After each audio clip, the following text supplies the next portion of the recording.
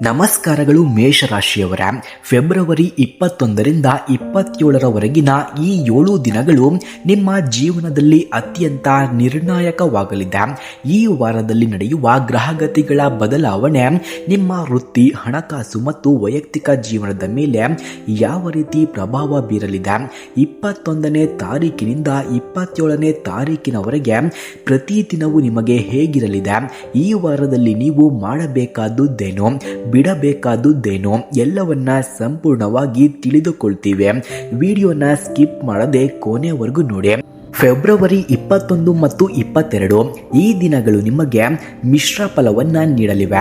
ಕೆಲಸದ ಒತ್ತಡದಿಂದ ಸ್ವಲ್ಪ ದಣಿವಾಗಬಹುದು, ಆದರೆ ಕುಟುಂಬದವರ ಜೊತೆಗೆ ಸಮಯ ಕಳೆಯಲು ಇದು ಸಕಾಲ. ಹಳೆಯ ಮಿತ್ರರ ಭೇಟಿಯಾಗುವ ಸಾಧ್ಯತೆ ಕೂಡ ಇದೆ. ಫೆಬ್ರವರಿ 23 ಮತ್ತು 24 ಇದು ನಿಮಗೆ ಅತ್ಯಂತ ಅದೃಷ್ಟದ ದಿನ. ಹಣಕಾಸಿನ ಹರಿವು ಹೆಚ್ಚಾಗಲಿದೆ. ಬಾಕಿ ಉಳಿದಿದ್ದ ಕೆಲಸಗಳು ಪೂರ್ಣಗೊಳ್ಳಲಿವೆ. ಉದ್ಯೋಗಗಳಿಗೆ ಮೇಲಾಧಿಕಾರಿಗಳಿಂದ ಪ್ರಶಂಸೆ ಸಿಗಲಿದೆ. ಹೊಸ ಹೂಡಿಕೆಗೆ ಇದು ಸಕಾಲವಾಗಿದೆ. ಫೆಬ್ರವರಿ 25 ಮತ್ತು 26 ಈ 2 ದಿನ ನೀವು ಸ್ವಲ್ಪ ಎಚ್ಚರಿಕೆಯಿಂದ ಇರಬೇಕು. ಅನಗತ್ಯ ವಾದ ವಿವಾದಗಳಿಂದ ದೂರವಿರಿ. ಯಾರನ್ನ ಅತಿಯಾಗಿ ನಂಬಬೇಡಿ. ವಿಶೇಷವಾಗಿ ಹಣದ ವಿಚಾರದಲ್ಲಿ ಜಾಗರೂಕರಾಗಿರಿ. ವಾಹನ ಚಾಲನೆ ಮಾಡುವಾಗ ಎಚ್ಚರವಿರಲಿ. ಹಾಗೆ ಫೆಬ್ರವರಿ 27ರ ವಾರಾಂತ್ಯದಲ್ಲಿ ವಾರದ ಕೊನೆಯ ಈ ದಿನ ನಿಮಗೆ ಸಮಾಧಾನ ತರಲಿದೆ. ಒಂದು ಪ್ರಮುಖ ಸಮಸ್ಯೆ ಬಗೆಹರಿಯಲಿದೆ.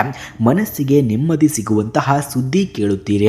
ಈ ವಾರದಲ್ಲಿ ಯಾವಾಗ ಒಳ್ಳೆಯದು ಮತ್ತು ಕೆಟ್ಟದ್ದು ಅಂತ ನೋಡೋದಾದ್ರೆ, ವಾರದ ಮಧ್ಯಭಾಗದಲ್ಲಿ ಅಂದರೆ 23 ಮತ್ತು 24ರಂದು ನಿಮಗೆ ಎಲ್ಲವೂ ಶುಭವಾಗಲಿದೆ.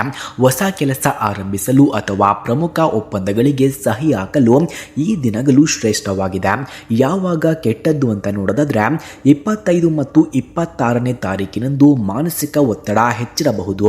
ಈ ಸಮಯದಲ್ಲಿ ಯಾವುದೇ ದೊಡ್ಡ ನಿರ್ಧಾರವನ್ನು ತೆಗೆದುಕೊಳ್ಳಬೇಡಿ. ಕೋಪವನ್ನು ನಿಯಂತ್ರಣದಲ್ಲಿ ಇಟ್ಟುಕೊಳ್ಳುವುದು ಉತ್ತಮ ಎಂದು ಕೂಡ ಹೇಳಲಾಗ್ತಿದೆ. ಹಾಗೆ ಈ ವಾರದ ಅಡೆತಡೆಗಳನ್ನು ನಿವಾರಿಸಿಕೊಳ್ಳಲು ಪ್ರತಿದಿನ ಬೆಳಗ್ಗೆ ಹನುಮಾನ್ ಚಾಲೀಸನ್ನ ಪಠಿಸಿ. ಮಂಗಳವಾರದಂದು ಸುಬ್ರಹ್ಮಣ್ಯ ಸ್ವಾಮಿಯ ದರ್ಶನವನ್ನ ಮಾಡಿ ಅಥವಾ ಕೆಂಪು ಬಣ್ಣದ ಹೂಗಳನ್ನು ದೇವರಿಗೆ ಅರ್ಪಿಸಿ. ಇದರಿಂದ ನಿಮ್ಮ ಕೆಲಸಗಳಲ್ಲಿ ಜಯ ಸಿಗಲಿದೆ. ಹಾಗೆ ನೋಡಿದ್ರಲ್ಲ, ಮೇಷರಾಶಿಯವರಿಗೆ ಈ ವಾರ ನಿಮಗೆ ಸವಾಲು ಮತ್ತು ಯಶಸ್ಸು ಎರಡನ್ನ ತರಲಿದೆ. ಧೈರ್ಯದಿಂದ ಮುನ್ನುಗ್ಗಿ. ಈ ಮಾಹಿತಿ ನಿಮಗೆ ಉಪಯುಕ್ತವಾಗಿದ್ದರೆ ಲೈಕ್ ಮಾಡಿ ಮತ್ತು ನಿಮ್ಮ ಆತ್ಮೀಯರಿಗೆ ಕೂಡ ಶೇರ್ ಮಾಡಿ.